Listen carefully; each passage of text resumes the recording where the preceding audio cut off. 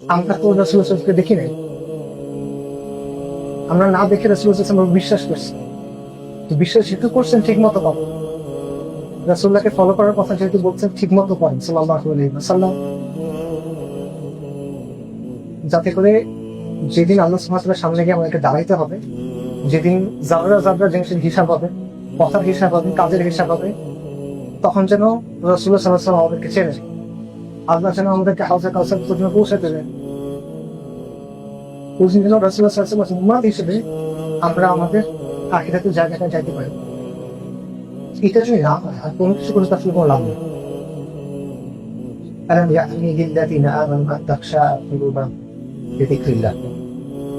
মুমিনদেরকে এখন সময় হয় আল্লাহর স্মরণে অন্তরগুলো বিগলিত হয়। চিন্তা করো, এটা আমার জন্য যেমন, আমাদের সমাজের জন্য যেমন, আমাদের এই ভূখণ্ডের জন্য তাই। আসসালামু আলাইকুম ওয়া রাহমাতুল্লাহ।